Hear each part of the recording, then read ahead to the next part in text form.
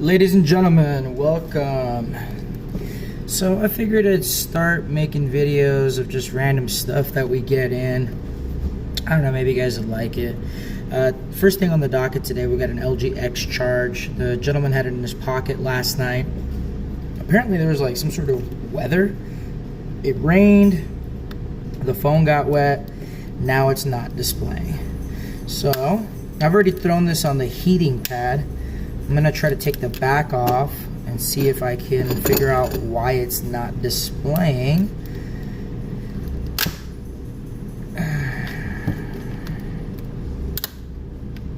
So first things first, this is an LG X Charge.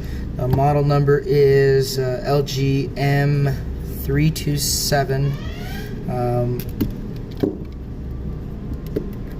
First thing I'm gonna do is get the back off if I can. I may not be able to get the back off. This thing is pretty beastly. Okay.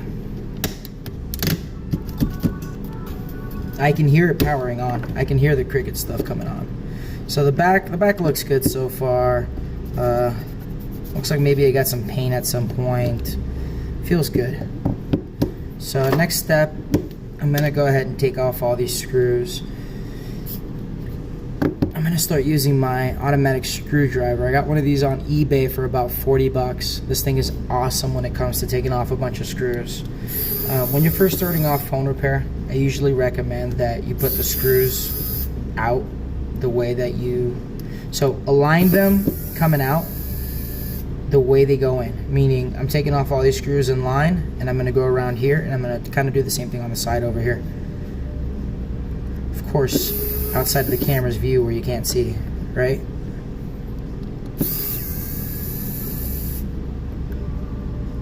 So when this thing is charged and my guys haven't completely drained it, it goes pretty fast. But John Luke loves to use my tools and not freaking charge them.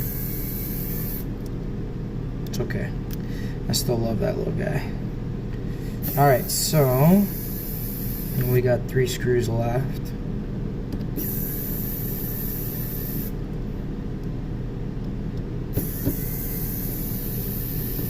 Now with these 3 screws, more than likely this shell is going to pop off from the front screen.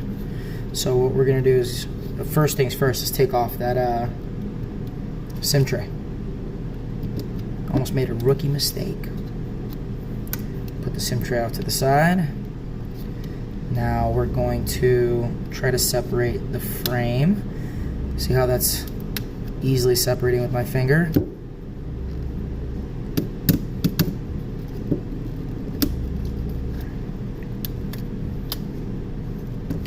Okay. So I'm gonna disconnect the battery.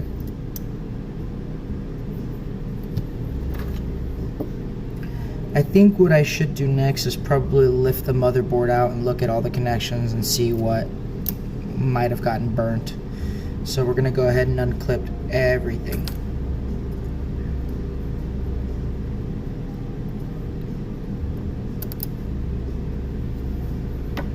Okay. Let's see if the motherboard wants to pop out now. Okay. Okay. This motherboard looks good. So this is the connection for the front screen. It looks pretty clean. The battery looks pretty clean. I'm willing to bet that if after cleaning it doesn't want to come on, it's because the LCD is damaged. Alright, we're going to start off with the motherboard. First things first, something that I started using recently that is killing it in the water damage game is Deoxit D5. This stuff is really good for cleaning contacts. You're going to want to start off by putting some on a little... Okay. Just going to give all the little contacts just a little loving.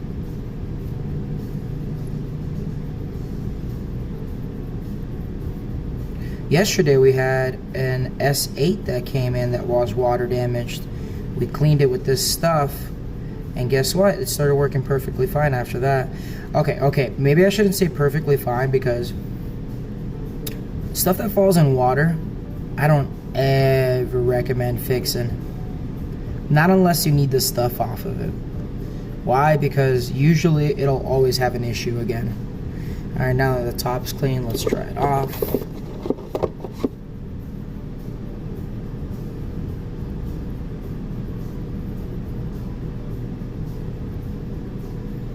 As best as we can.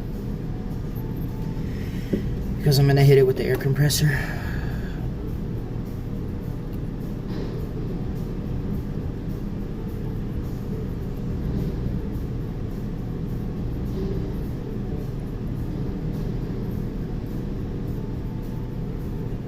I mean, these connections look really good. I don't know why the screen wouldn't be turning on.